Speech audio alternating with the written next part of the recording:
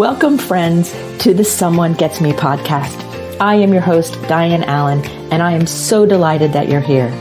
This podcast was created because I believe there is a visionary leader inside each one of us who is waiting to be seen. In each episode of Someone Gets Me, you will hear useful tips from successful visionaries who will share their stories about how being seen has allowed them to take their vision out into the world with action.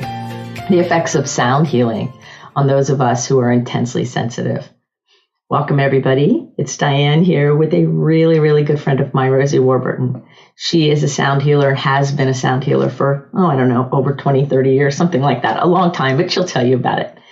Rosie is really adept at working with people with lots of overexcitabilities and intensities, and also the sensitivity of spiritual giftedness like intuition and empathy. And I'm asking her to be on the show to talk to us about how sound and sound healing can help regulate and soothe a very, very sensitive nervous system like mine and like yours. So Rosie, welcome to the show. Thank you. I'm so delighted you're here, and I'm so delighted that you have instruments to play for us, because one of the things I really love about being around you and being in your presence is all the amazing instruments like everywhere. And I know that in the camera field is just a small selection of them. And it's so fun to see all the different things that you come up with to really help people heal. So I want to start off by letting everybody kind of get to know you a little bit. Like, what interested you in sound healing anyway? And how did it all kind of get started? And that way, then they'll have an understanding of kind of like where you came from, so we can say where we're going. Well, it's really interesting because this whole thing about being an extremely sensitive individual, I was so hypersensitive to sound as a kid. And a lot of sound was jarring for me. A lot of different kinds of sounds really upset my nervous system. Fireworks, I would just have meltdowns going to fireworks because I couldn't handle the sound and, just loud noises in general. And so it's really interesting to me that that's what became my gift of being able to offer sound as a healing modality. And my sensitivity, I hadn't actually, it's interesting that you asked because I hadn't actually thought about it in this way, my level of sensitivity, but it's also what has allowed me to be able to attune to other people who are extremely sensitive on different levels, whether it's on a, physical, auditory level and emotional level, but of being able to just come in with that level of subtlety and sensitivity. And I mean, I've been around other people who have worked with sound, and many of them are wonderful and very sensitive. And some of them think, oh, this crystal bowl is so cool and I can just play it. And all of a sudden I'm like, I need to get out of this room. And one of the keys, is subtle to me, and the way that I work is subtlety and intuition and being able to go in very, very gently. So I think about it, in terms of healing. One of the things that I think about is the way one plays the gong to bring the best, fullest sound out of the gong is by approaching it really slowly and gently and allowing that sound to emerge. And it's very much the same as doing hands-on healing work. For me, I'm also a licensed massage therapist. So the difference, when somebody has a tight muscle in their back as to whether you dig in or whether you just go in slowly and gently and then start just encouraging things with sound, with touch, with intention, with all of that to relax and let go with a sense of safety. And I'm not sure that answered very much of your question. There's a lot I can tell you about how I got started and my teachers and all of that. I actually started with my voice. That was the beginning of my work, and sound healing was just using the voice and toning. And that slowly over years led me to acquiring all these different instruments. Like you said, this is a tiny little section of all of the instruments that I use and play with. So, oh, that's amazing. So when we're talking about sound healing, and you kind of mentioned it a little bit, but I really want to make this clear for everybody that it's not simply auditory, the auditory part of the sound. There is healing in the vibration and the essence and the energy of the sound as well, right? Yeah. Yes, because sound waves continue to move. It's not like you hit the gong or you hit the bowl or you play the strings on the guitar, that it's like there's the sound and then it stops. No, there's, even on the physical level, on the physical plane, sound waves continue to move. And so there is another level of subtlety, on the energetic level, on the auditory level, as sound fades and we can no longer hear it with our ears, but those vibrations continue to move and continue to affect the brain waves, continue to affect our whole bioenergetic system. Mm-hmm. Yes. And that to me is like where the real healing is kind of like the rectifying of whatever the riff or whatever it is creating that kind of separation, that the vibration and the energy of it help bring things together the way they were meant to be. Am I correct? Am I close? Yeah. I mean, I think of the body as like a symphony orchestra, that because everything in the physical world is vibrating. Everything is resonating. Everything is vibrating. Everything has a particular vibrational frequency, resonant frequency. So the body, the bones, the nerves, the blood, the organs, there's all of these different components that all have particular frequencies. And so, you think of an orchestra being the violin's out of tune.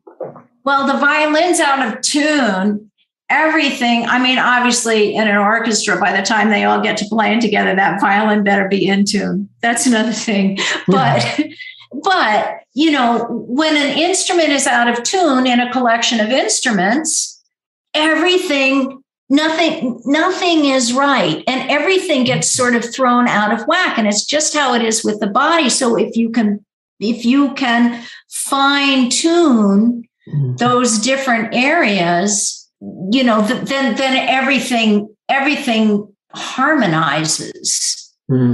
Oh, that's beautiful. I love that imagery of the orchestra like that, because it's so powerful. Tell everybody a little bit about what a sound journey is. You do sound journeys, and I want you to talk about your version of sound journey and how you do it. And I believe you're like one of the people, if you're not the person who came up with that term, but because I've had other people say, well, it's a sound journey, and they have like 2 crystal bowls and that's it. And I don't know what that means. My experience with you is quite different.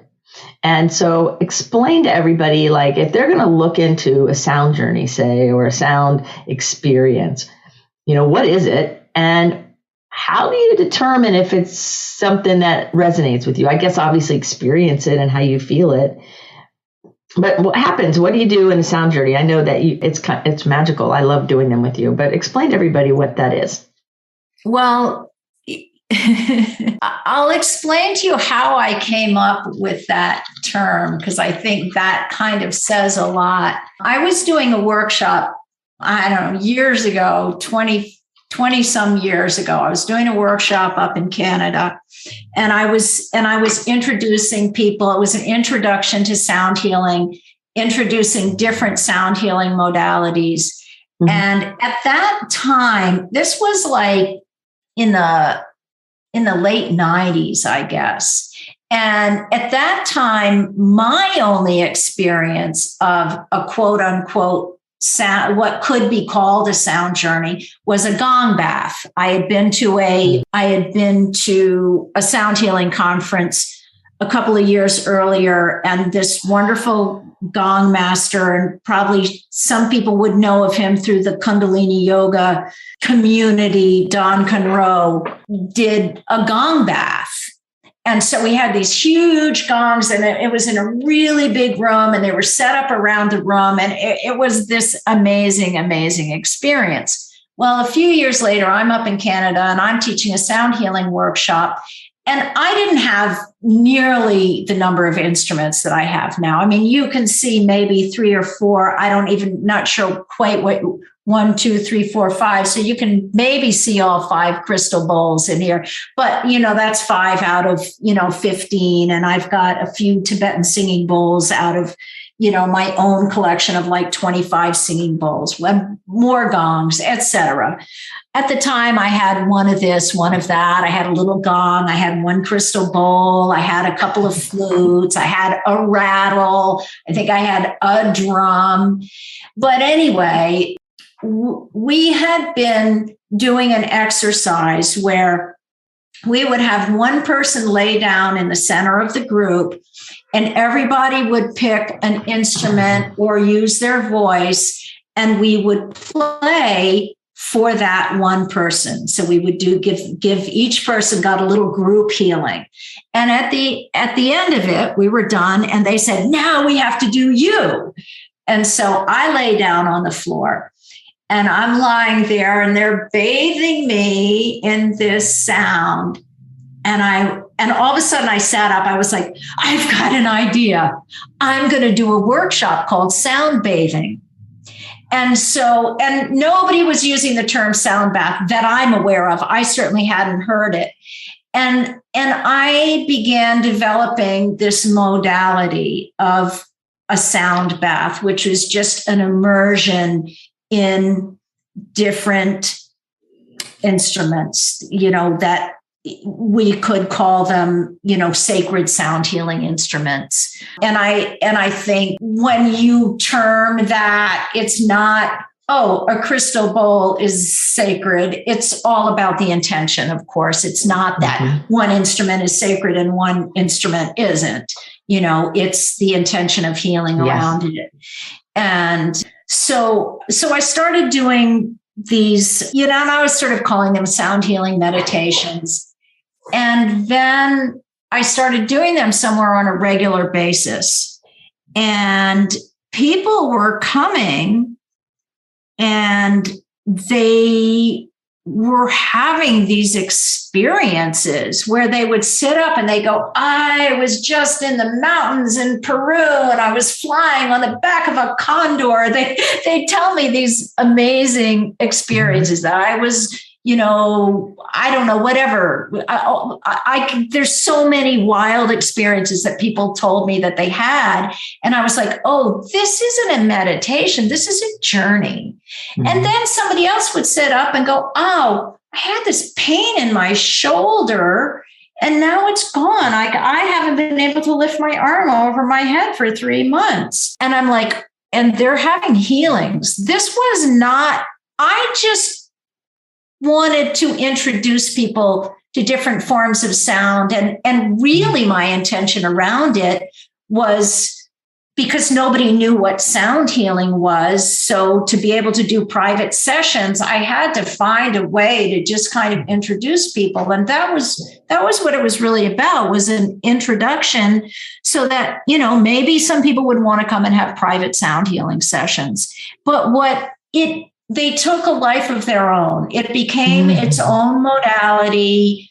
I didn't have any intention or even vision around that. It was I just knew that when people experience these sounds in the right environment, played the right way, with a particular intention, that they dropped in really fast and had extraordinary healing sound journeys. That's the name. So That's what I've called them now for about 20 years. I've called them healing sound journeys. That's amazing. Yeah. And I would have to say that you don't need 20 bowls. You don't need a giant gong. My little gong that I started off with was a little 14-inch gong, maybe. It might have been smaller than that. I had one little gong. I had, like I said, one crystal bowl, one Tibetan bowl, a couple of flutes.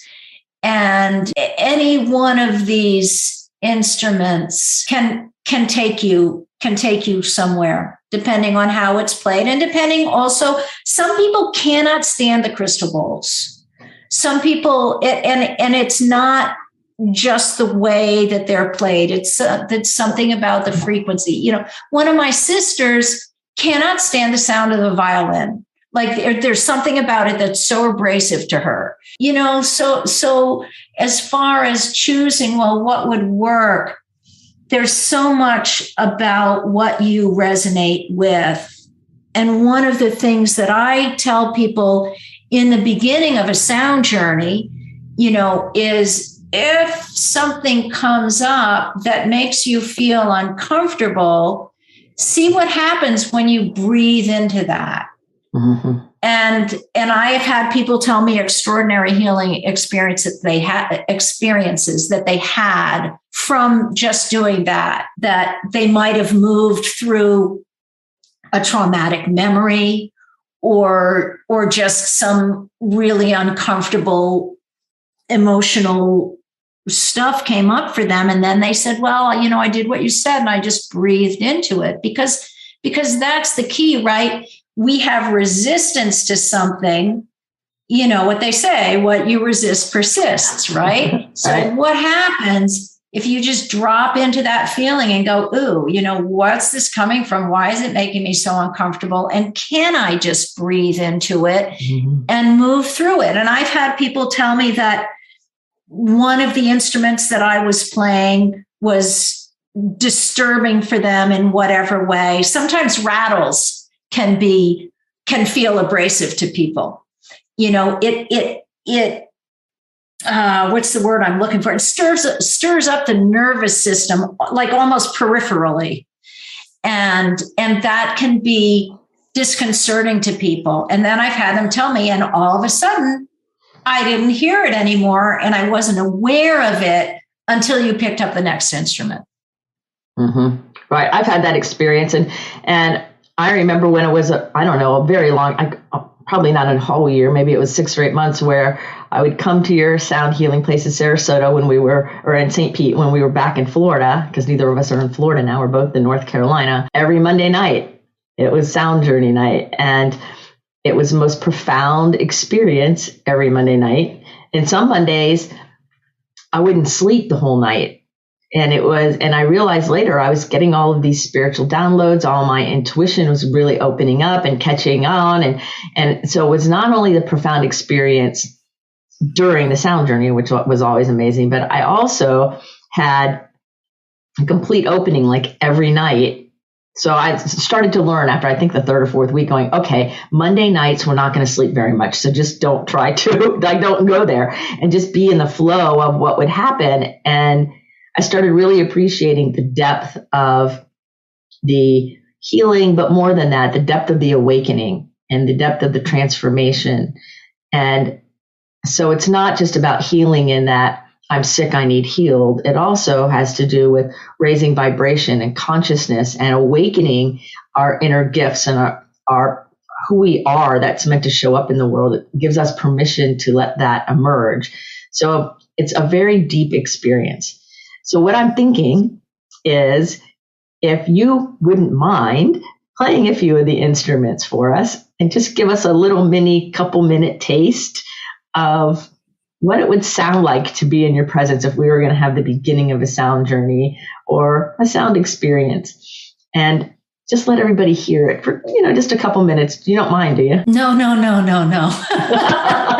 No. So if you're not driving, might want to close your eyes and just listen for just a few minutes. If you are driving, you can listen anyway with your eyes open. You're still going to love it.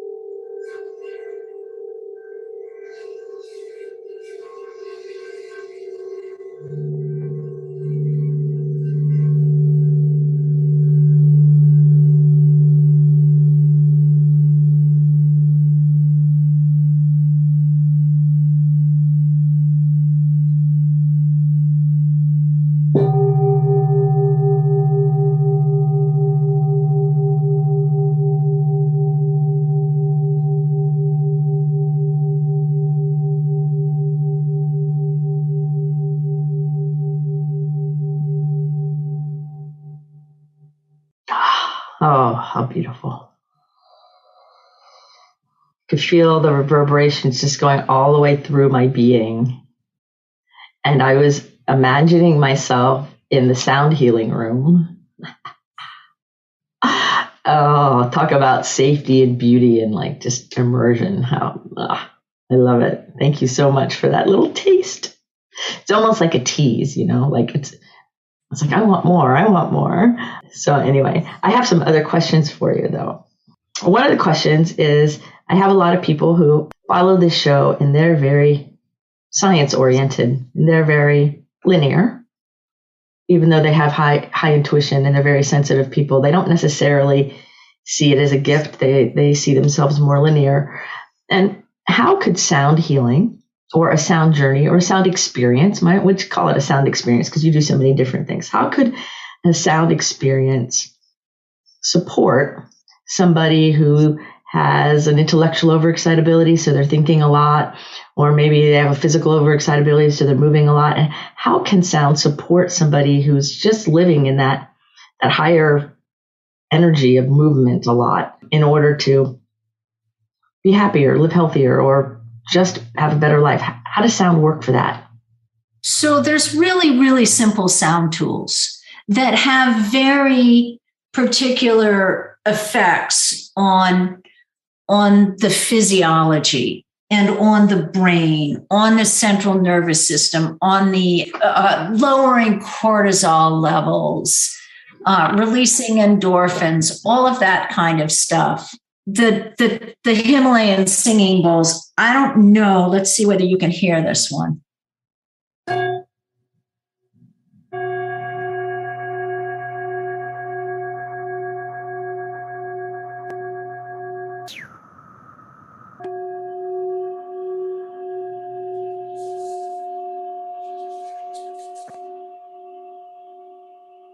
So that's just, one little example. The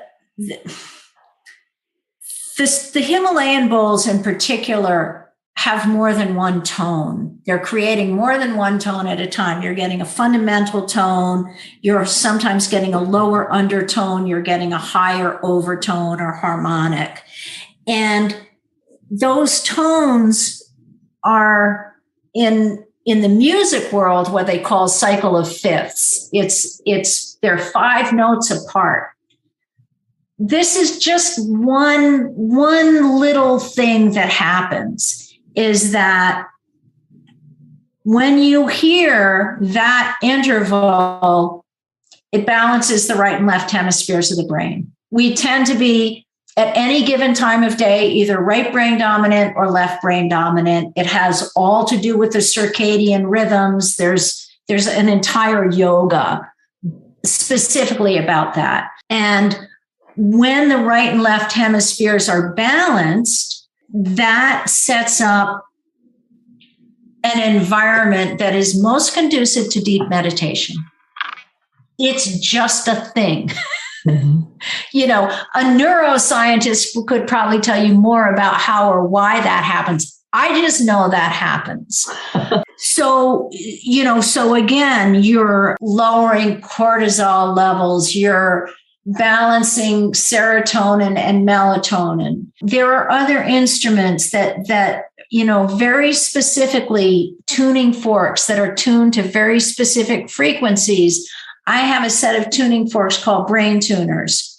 And so there's basically a fundamental tone, and at the same time as the fundamental tone, you play another tuning fork, either beta for peak concentration, alpha for kind of, you could say, like being in the zone, kind of relaxing but extroverted, maybe like when you're out taking a walk or, in some kind of a creative groove, theta for deep meditation, delta for deep sleep. And that was what immediately came to my mind when you were talking about, people being, in a state of overexcitability, anxiety, or whatever. And I thought, well, the alpha tuners, mm-hmm. That the alpha with the fundamental, I have essentially prescribed these tuning forks for people for different conditions. I've had people who had insomnia, and I was like, get the brain tuners, use the fundamental and the delta tuner before you go to sleep. And what it does is the combination of frequencies entrains the brainwave to that particular delta. Like, I think the delta, if I'm not mistaken, is 1 to 4 cycles per second. Then the theta is 4 to 7 or 4 to 9 cycles per second, something like that. And they, it increases mm-hmm. with, sort of coming out of that deep state. And all you need to do literally is tap the tuning forks. You just tap them and hold them up to your ears. And my teacher, John Bolya, who I use, there's lots of different systems with tuning forks out there. I use his system, his protocols. And John says it takes 40 seconds to entrain the brainwaves to another frequency. I have personally found that it to take even less time than that. If I'm feeling scattered and I have stuff I need to get done.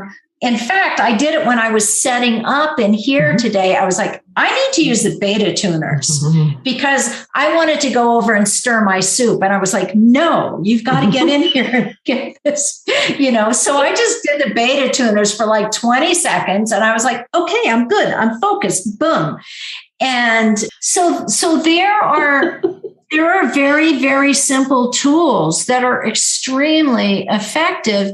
It can be something like you've experienced the vibroacoustic therapy that I do, which is using a sound mat, or it could be a recliner that has speakers built into mm-hmm. it.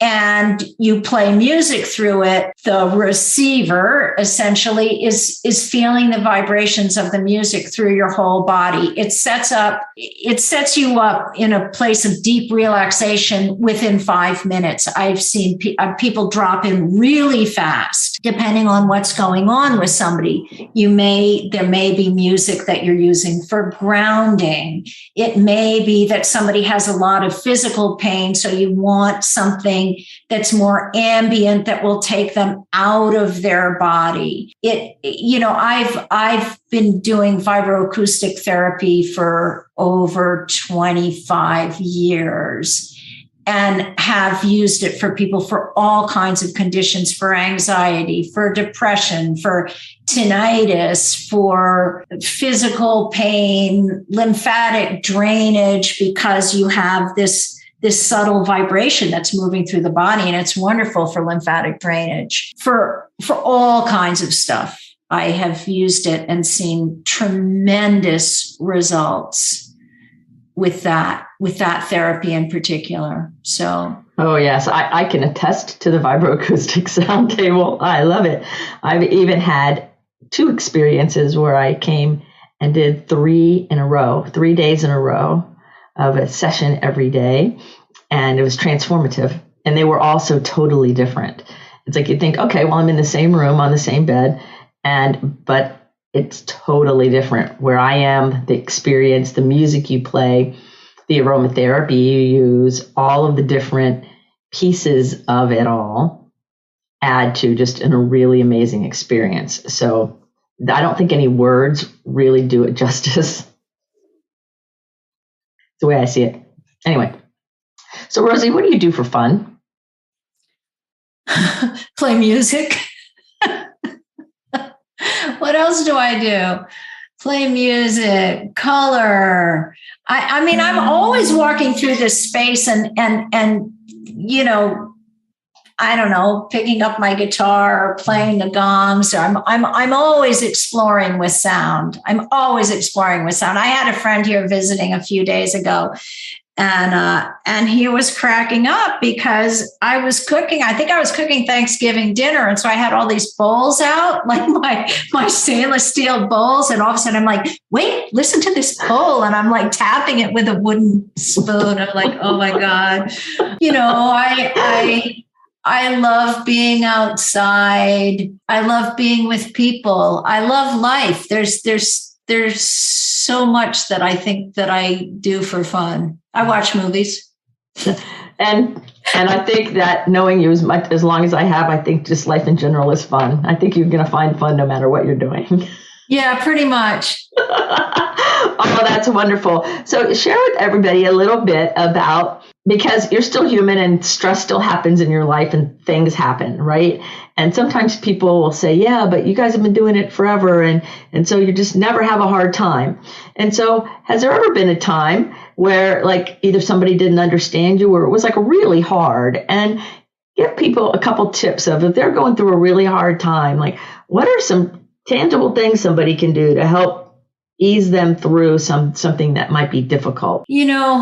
It's really interesting because as a healer, it's easy to forget to use one's own tools. I mean, that's what I find, that it's easy to forget to use one's own tools. And, I think the things that are most immediately helpful for me are playing a piece of music and changing my energy, because I can change my energy so quickly that way.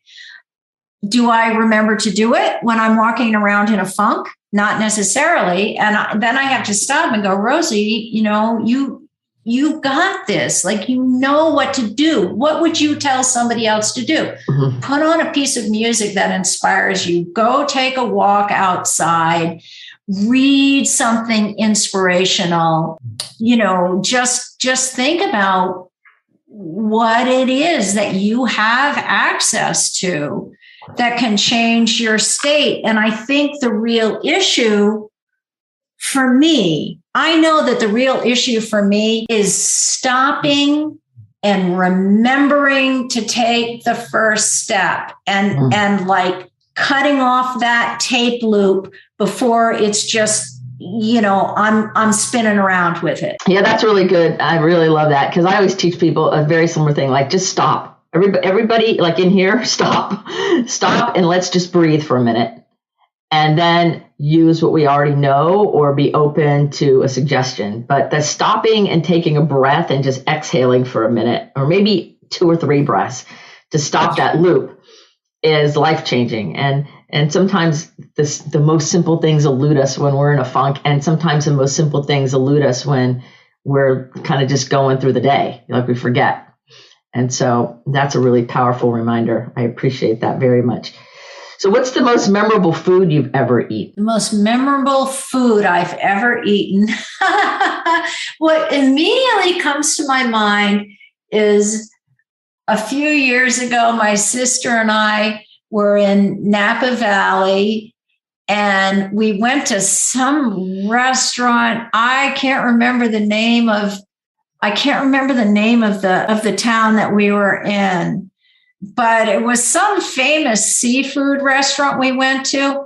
But they had, I want to say it was some kind of panna cotta. It was some kind of panna cotta. And I was like I want to say it was like a grapefruit lime panna cotta or something. I don't know. But I know that both my sister Miranda and I, we were like, this is hands down. In that case, it was the best dessert, but it was seriously like intoxicating. It was just incredible. Wow. I love it. That's great. So before we end the show, I always like to make sure that my guests have said everything they want to say. If you're loving what Rosie is saying, all of her bio or information, her links and everything are in the show notes for you to reach out to her. She can work with you virtually or in person. And you can just follow her and learn about all the things that she's up to, because she travels around and teaches and offers things in the Northeast and in Florida and out West. You never know. It's almost like we're going to play a game. Instead of Where's Waldo, it's going to be Where's Rosie soon. So you'll be able to find all the information in the show notes. So is there anything, Rosie, that you would like to share that like I didn't ask about, or that's on your heart, so that when we close the show, you feel totally satisfied? No, I really feel like we covered some really good key points, and you asked great questions. So thank you. Oh, thank you. It's so fun having you on the show. Now, your final question of the show, which is my favorite question to ask, is this. We are going to put a billboard up that the entire world is going to see with your quote on it. What is your message for the world that we would put on this billboard? Nothing's coming to me. There's got to be something. Just love yourself. Oh, I love that. Just love yourself. That is a beautiful message. Thank you. See, it comes through so beautifully. Thank you so much for being here. Thank you. So everybody, as Rosie says, love yourself. Keep your face to the sun so the shadows fall behind you, because you're a rock star. You're here on purpose with a purpose. And we know that when we're living our true, authentic life with integrity, that our brilliance cannot be underscored. So go out there and let all of your genius show up in its quirky, neat, amazing ways. And until the next episode of Someone Gets Me, be well. Thank you for listening. I trust you gained some valuable inspiration and information. Please join me and other visionaries in the Someone Gets Me Facebook group. Or for more information on my services and additional episodes, visit someonegetsme.com. Again, thanks for listening.